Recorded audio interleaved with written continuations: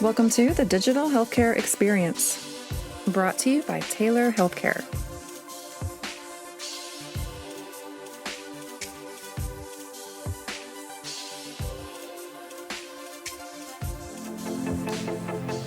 Subscribe now and stay on the forefront of the digital healthcare revolution.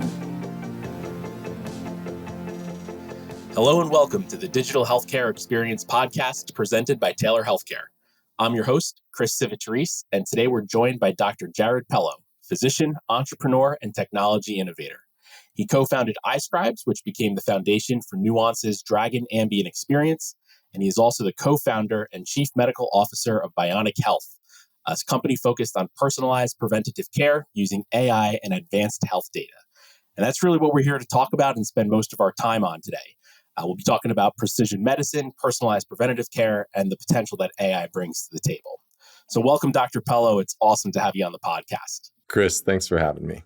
So to start, can you share a little bit about your background and what inspired you to co-found Bionic Health? Yeah, I am an emergency medicine physician by training, and I love emergency medicine. There is nothing better than saving a life. Like there's something magical about, rescuing somebody at the brink of death and bringing them back. But what I found working in the emergency department is more often than not, I was too late. So somebody had advanced diabetes, they were going to have their foot removed. Somebody was having a heart attack and there was no reversing that coronary artery disease. Or I was diagnosing somebody with cancer. And I really started to feel like I was just too late in the process. That was kind of one thing that started to weigh on me. The second was a personal tragedy where my brother-in-law, who's one of my best friends, he married into my family when I was like 10 years old. So I grew up with him. He had a massive heart attack and he died on a bike ride. And you never would have thought this is the guy that's going to have a heart attack. And it's how deceiving health can be. By looks, you may not know if somebody's at high risk, and you really have to dig in and know the data. And it made me think there's something wrong when somebody who appears healthy and has great health insurance and still not getting the care they need and dying. And so what can we do more? What can we do better at as far as risk prediction and figuring out who really needs care? And so those kind of were the two things that weighed into me. And then the third thing from a technology perspective was this new generation of AI that we're all experiencing right now opens up the possibility for us to do things we've never been able to do before. And so all of that together just made me think this was the right time to work on a company like Bionic Health. That's a really inspiring story for sure. I'm sure that our listeners, our community out there, you're probably not alone in terms of that experience and what you described there. So for those folks out there that might not be as familiar with Bionic Health, talk to us a little bit about what Bionic Health does and how it stands out from traditional medical practices in terms of patient care. Yeah, it's if you ask somebody like, do you like your experience when you go to the primary care doctor?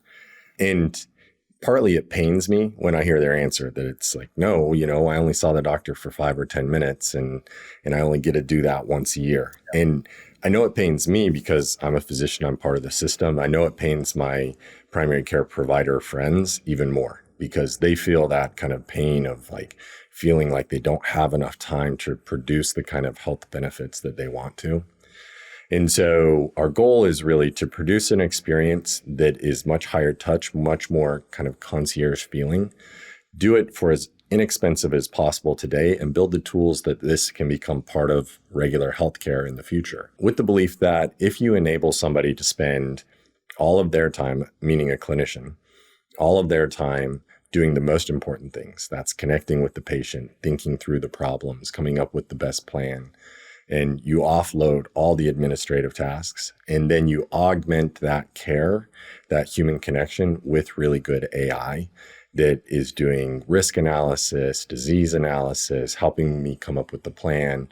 If all of that happens together, then maybe we can start to give that kind of care to everybody in the world. And, we're early and so we're still building at Bionic Health. So a lot of it is still driven by people, but that is kind of what we do. So when somebody signs up, They come into our process, they meet with a health coach, they go through a laboratory workup, they meet with their doctor, they're given a unique plan that's very unique to them. And then they have 24/7 access to our care team. We have an app where they're able to text us.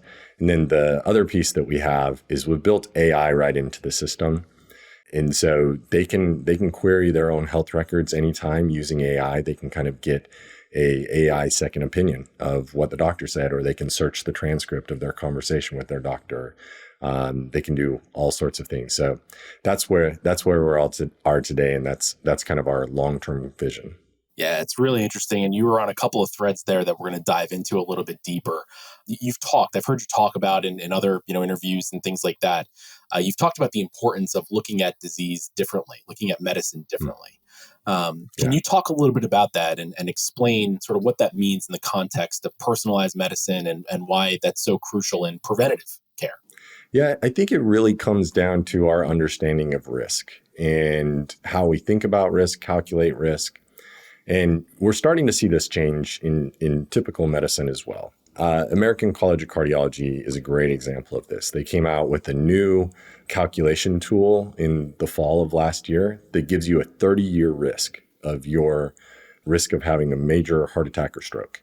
And that's awesome because 30 years is such a bigger window to work in. It used to be that the calculator used by primary care physicians, cardiologists, is called ASCVD. It would give you a 10-year risk and then you would intervene if your risk got high enough for those 10 years. But now that we look at a 30-year risk, we can start to decrease that risk 30 years out and keep it as low as possible for as long as possible. And it's really that framework and doing that across diseases. And the way I think about it is there's this term health span, which just means you live as long as possible, as healthy as possible. And I think it's actually a pretty simple equation. The first one variable is don't die. And we know the most likely things that will kill people. It's heart disease, it's cancer, it's dementia, it's metabolic disease. So you do the prevention calculus on those diseases. You make that risk as low as possible. You calculate where are they today, and you're not calculating 5 years out, you're calculating lifetime risk. And then you decrease that risk with lifestyle change, diet, exercise, medications when needed. And that's number one. Number two is the better somebody can move and the stronger they are for as long as possible, the healthier and happier life they'll be. And so that's kind of the other way to think about disease. And I think we're at this moment in time that's really great, where we're starting to finally understand it's not just like, yeah, exercise is good for me. We're starting to understand what type of exercise is good for me. And it's the type of exercise that keeps me mobile as long as possible so that I can do those things with my grandkids, my great grandkids. I can travel, I can be independent when I'm older. Those are the kinds of things. So that's how I like to think about disease, is really think about risk correctly and start lowering that risk as early as possible. Don't wait till I'm 70 to start lowering my risk. Let's start when I'm 40. It's such an interesting observation, and what I've really found unique about your approach with Bionic Health is sort of that holistic kind of lens, and it almost seems as though there's almost like a constant, I don't know, for lack of a better term, kind of coach that you have kind of access to in your ear to ensure that you're doing the things, to follow up on, am I exercising? Is my diet correct? Am I having the right sort of diagnostic, testing done based on my profile? It seems like you guys take a very sort of 360-degree approach regarding, the person, the lifestyle, the history, sort of all the things that go into that. Yeah, it's probably one of the harder things we chose to do. There are a lot of kind of telehealth and virtual clinics out there, which Bionic is mainly virtual. We do some testing in person, VO2 max, exercise testing, things like that, but we're primarily virtual. And when you look at most virtual clinics, they choose a niche. So, and I love these niches. I'm not trying to talk badly about any of them, but it might be, fertility care and menopause care, which is great. Or it might be hormone replacement therapy for males. It might be hormone replacement therapy for females. It might be something like Roe or Hims and Hers. And those are all great niches. But it's separating out a certain disease, a certain process from the human. And the way I think about health is it's holistic. It is human. Like there is not just one body system of mind that you can extract and that you can treat and not affect the others. And that's the type of care I think we all want is we want a care provider that's looking at us in a holistic picture and then coming up with a very specific plan for us. And you talked about kind of this coaching aspect. I wish that behavior change wasn't like so hard. And I wish that we didn't all need behavior change. Although I think it's part of the human condition For sure. is that we all have to keep changing our behavior to work on those things that we're not great at. And it gives us purpose to work on those things. And so that is one thing that we focus on really closely as well. Absolutely. We talked a little bit about technology and different tools that are sort of coming online. And we'll get to AI for sure. But I want to make sure we spend a little bit of time talking about wearables and all of the kind of personalized data that we now have so much kind of access to. And this has obviously garnered a whole bunch of attention. So I'm curious about your perspective on how these types of tools enhance the preventative health measures that we're trying to accomplish and the role that they could potentially play in, transforming healthcare delivery. Yeah, I think, remote patient monitoring has been on kind of the roadmap for clinicians for over a decade now. And for the most part, it's been mostly a failure, which is kind of sad. And then you've got wearable technology, like, I don't know, you can tell if I like them. I have multiple, I have three wearable technologies right now. But and actually my developer here at Bionic complains that I have the most connections into our system. But I believe that these technologies, they're the worst they're ever going to be right now. Like they're only going to get better. And it's remarkable to see how much better they have gotten in the last 5 years, even from our old Fitbits and how the Apple Watch, how good it is now. And the Oura Ring is now predicting disease. It's coming up with this like disease radar that will tell you if you're starting to get sick. And so these tools will only get better. And what's interesting is you can start to look at these small biomarkers like heart rate, like oxygen saturation. And you can start to also think of these tools as remote patient monitoring for chronic disease. If somebody has COPD and you can start watching their heart rate change and you can watch their oxygen saturation change. And I have a good friend who runs a company called Validic, which integrates into Cerner and Epic with wearable data. And the work they do is amazing, but as clinicians, we still don't know how to use that data. Right. And so what I think is going to be really revolutionary for us over the next 5 to 10 years is as clinicians learn how to care for people using that data. And partly clinicians don't have the time right now to do that, and they don't have the tools to do that. But I think as we build out those tools, as we make it intelligent, as we build AI alerts into it, as we make it so that, physicians already get too many notifications, emails, et cetera, during a day. Right. When we're able to make it so they only see the things that are really important to them, then I think these types of tools are going to give us like new insights. We're going to understand how our patients sleeping, how they're recovering. Nutrition is one that I'm still waiting for somebody to figure out a easier, better way. There's pictures, there's saying what I eat, there's those types of things, but nutrition is tough. Like one donut, you could take a picture of 2 donuts and one has 500 more calories than the other. Absolutely. And so I think that's one that's going to be a little bit trickier. But I think as we pull in that data, that everyday data from a patient, it starts painting a picture of their life and gives us insight that we don't normally get from a conversation or from a physical exam. Yeah, and you mentioned, obviously AI is going to just be an absolute game changer, and I'd like to go there kind of next. So if I think about it, we're going to go into AI in some detail here, but I think to start, let's talk about the immediate impact of AI and the potential for patients and kind of what excites you the most about its potential. We broadly talk about AI as kind of one thing today, Right. and I think you know this better than I do. There are several types of AI, and there's different AI that do different things. The autocorrect that makes you angry every time it changes a word that you really did mean to spell that way. That's a type of AI.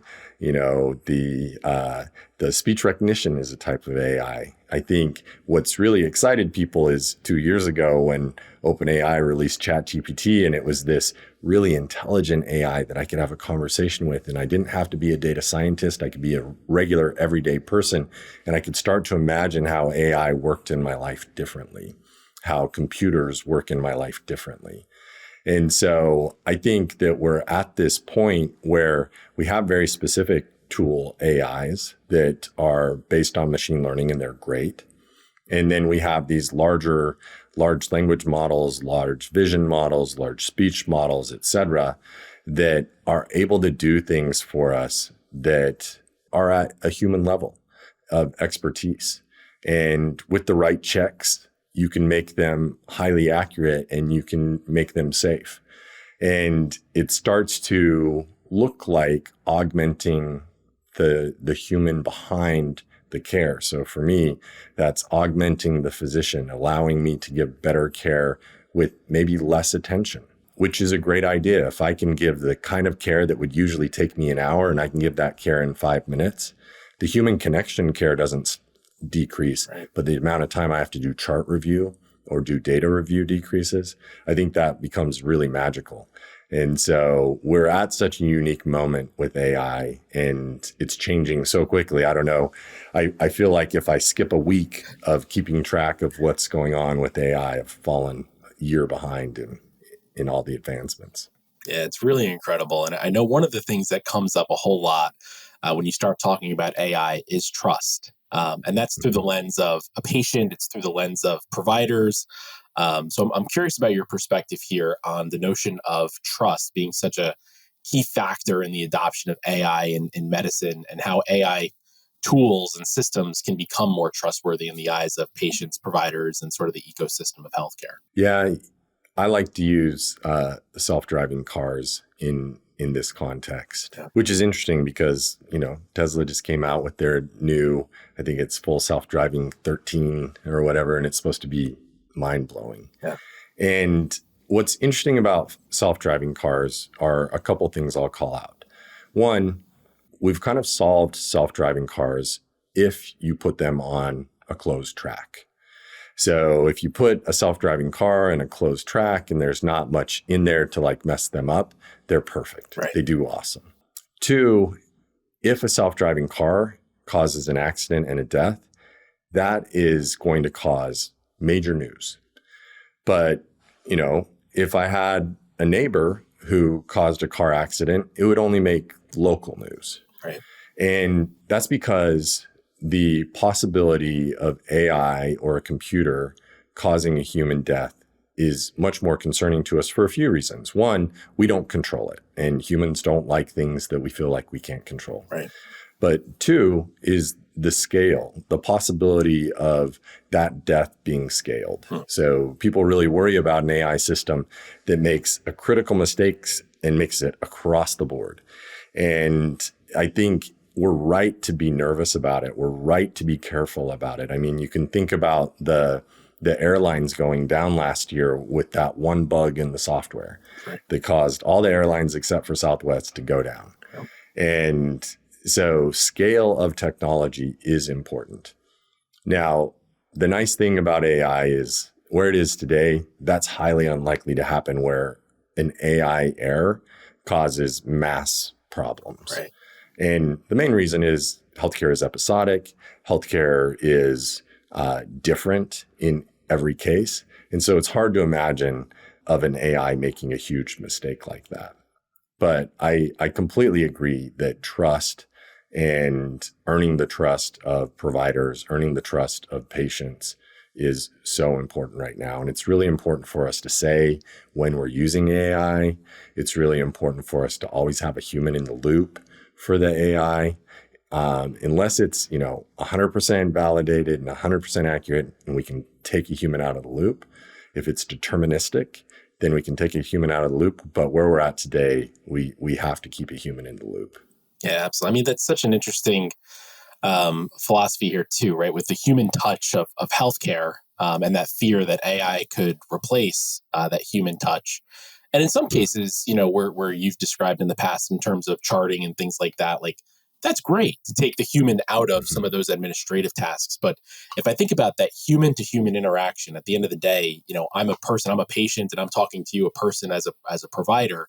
How do you see AI potentially enhancing that patient physician relationship versus actually replacing it? Yeah, I think, when I'm walking into a patient's room, if sometimes I'm just busy, I haven't had time to read the chart Right. and catch up. I maybe don't even remember their dog's name or their kid's name. And AI could summarize the chart for me, give it to me in a really short, like 4 sentences, and remind me of their dog's name and their kid's name. And as I walk in the room, I can connect with them faster. It reminds me of what they do for work. That's the kind of things I see AI doing for us, is making it so I wouldn't have time to care about this person and learn as much about them, but AI augments me so that I can learn about them. And then I can truly connect at a deeper level. They feel seen, they feel remembered. And while maybe it sounds superficial to, look at something and remind myself of the person's dog or the person's child's name or what their hobby is, as humans, we are the center of our own universe. And so to have a physician walk in and remember my dog's name or my hobby and ask me about my last trip or whatever, that feels really good. Yeah. And so I think there are these little things that we're going to learn, such as, chart review, chart summarization right before I walk in a patient room, that will be big. And then also, proactive outreach, where an AI might let me know as a provider, hey, it's this person's birthday. Do you want to send them a happy birthday message? Or whatever it is. Like, I don't think you take the human right out of the loop. Otherwise, it is completely automated, and it probably starts feeling superficial if every doctor everywhere sends you a birthday greeting. But I think there's this opportunity to build AI in that makes it so that you connect with your patient better. I mean, that's so fascinating because, we talk about building trust in the AI. To me, that feels like you're creating a foundation of trust with your patient. I mean, it's one thing to be able to, talk about their health summary, the last labs, last tests, so on and so forth. But to be able to connect with them on that human level, I mean, I'm just thinking about this personally through my own experiences with my, provider and all that.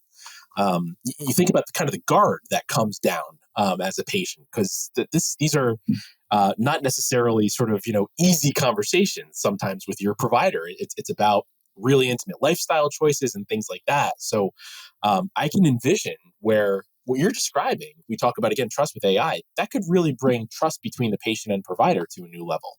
Absolutely. I think, in the ER, I had to earn trust in a matter of seconds. Somebody would come in, they're on a backboard, they're having a trauma, and I'm talking to them. Hey, Mrs. Smith, I'm going to be looking over your body. You're going to hear me talking to other people. It's going to be so hectic. You got to trust that we're doing everything right. And you try to build that trust as quickly as you can.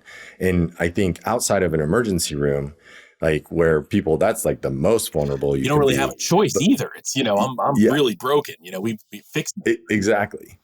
Exactly. There's no choice for that person. Right. So now let's move to like a more comfortable conversation. You're sitting in my clinic and I walk in, like, what can I do in those few seconds to connect with you and to build that trust? So that, maybe I ask you about your drinking, and instead of you saying like, oh, it's really not a problem, you feel comfortable with me. That's right. And you say, yeah, I'm drinking more than I want. Is there anything you could do to help me with that? Like, that's the kind of connection you want, so that people will trust you with the changes they want to make.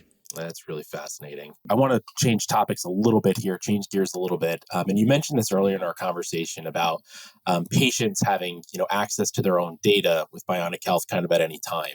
Talk to me a little bit about how patients, how that empowers patients, I guess, and how we can better unlock that data for patients to be able to leverage in their healthcare experience. Healthcare data, we're at this really interesting crossroads. And so, up until recently, it was hard to get your own data. Yep. You had to go ask for it from the patient records department, maybe pay $1 per page of printed record. It was a total pain, but there's laws been passed, there's technology that's been built, and that will become only easier. The health information exchanges make it so that clinicians are able to pull records fairly easily. And then we've seen all these announcements from the EHRs, Epic, Cerner, Athena, Meditech, many saying that they're going to open up through these qualified health information networks where myself as a consumer, I can go to the Epic portal and say, hey, I want all my records and I want to download them and I want to give them to whatever trusted source or trusted person that I want to. And so we're at this really interesting place where patients are actually going to be able to own their own health records. So if you ask a court of law, I already do own them, but they're locked. I can't actually access them. And so I think we're at this such an interesting place. And there's this belief that there's kind of these two core hypotheses that one, AI will become more trustworthy and more intelligent. And two, health records will be more available. And as you mix those two things together, then you can start to imagine that everybody has their own personal health record that they carry with them. And you can also imagine they have their own personal health AI that is working on their behalf, helping them stay as healthy as possible and interacting with their doctor for them. And so I think it becomes this really interesting paradigm that some company somewhere will solve over the next 5 to 10 years. But I think it's going to be fascinating to watch. Absolutely. So let's talk a little bit about the future. Looking ahead, what kind of advancements in precision medicine and technology, what do you think is going to define the future of medicine as it kind of relates to your world? Well, we think we know so much about the human body right now, and there's so much we don't know. Is 24 years ago that we kind of thought we finished the genome, and then it took like another 20 years until we were really done with the genome. And if you look at genetics now we understand that there's epigenetics. And so you may have a gene, but it doesn't guarantee that you're going to have whatever that gene expresses, because what if it doesn't get expressed? And that's just one example. I think there are labs today that 10 years from now will kind of look like barbaric labs. Like they're a very rough picture of what's going on in the human body. And I think the exciting thing about AI is just like we've been able to take pretty much all the data on the internet and build these large language models, we're going to get to a point where we can take all the data on a person, and it's going to be their genetic data and their epigenetic data, and it's going to be these things called metabolomics, which are all these different metabolites running around your body at the same time, all the gene expression going on, all these blood markers, all your wearable data. We're going to be able to put that all together that gives us a much clearer picture of your disease risk, your disease burden, what's going on, how do we keep you healthy? And what could seem completely overwhelming, I think if you told a person that they had to keep track of this, like as a physician, you had to keep track of this, or as a patient, you had to figure this out. Like that would be so overwhelming. And that is going to be the power of AI. The power of AI is that I don't have to be a data scientist. I can just be a clinician, and the AI is going to help me and alert me of what's actually important. And as a patient, I don't have to be a data scientist. The AI is going to help me. And so I think we're at this amazing place where biologic sciences are advancing so quickly along with AI. And these two things coming together are going to give us a clearer picture of the human body than we've ever had, and allow us to cure diseases that have been incurable, allow us to live longer than we've ever been able to live before, to be healthier than we've ever been before, and hopefully to have happier, healthier lives all around. Yeah, it's interesting. I know you have a background in molecular biology, if I'm not mistaken. So fascinating, sort of the bringing together of all of these sort of disciplines, in science, the bringing together of all the sort of social determinants. I mean, there's the ability for AI to take that vast amount of data and information and distill it down into something that's useful across all of those, really different domains is absolutely just the possibilities just seem absolutely endless there. Yeah, I think it's fascinating, and it's going to be expensive to start. It's kind of like, when you look at the 80s, the cell phones were $1,000, and now everybody, third world countries have cell phones. It's going to be expensive to start, but I truly believe that down the road, this will be kind of a human right, and everybody will have this very clear picture of their body, and they'll have an AI that helps them stay healthy. Oh, that's fascinating. I know we're almost out of time. So to wrap up, is there anything else that you're working on or excited about that you'd like to share with the community? And also, please, I'd like you to let our audience know where they can go to learn more about Bionic Health as well. Yeah, I mean, I'm always happy to interact with anybody who's interested in precision medicine and AI. For sure, they can check us out at bionichealth.com. We have a podcast as well. It's called Medicine 3.0. And I just love talking and thinking about this space and working with other entrepreneurs, other companies that want to make healthcare better. It's just an amazing time to be alive. We have our ills, especially, in the American healthcare system. But no doctor and no nurse and even no patient ever thinks, I want to be part of a system that's terrible. Like, they all want to make it better. And I think we have this opportunity right now to make healthcare better. That's a perfect note to leave it on, I think. Dr. Pelo, it was awesome to have you on today. Thank you so much for joining us. Thanks so much, Chris. This was great. And thank you also to our listeners. If you enjoyed the conversation, please like, share, and subscribe to help us keep growing the show. And if you'd like to learn a little bit more about Taylor Healthcare and the digital healthcare experience, you can go to taylor.com/digital-healthcare. That's our show for today. And until next time, this is Chris Civitarese wishing you health and good cheer. Take care. To learn more about Taylor Healthcare, please visit taylor.com/digital-healthcare. This podcast is for educational purposes only and is provided with the understanding that it does not constitute medical, legal, or financial advice or services. The Digital Healthcare Experience is produced by Naomi Schwimmer. Podcast music by Nicholas Bach.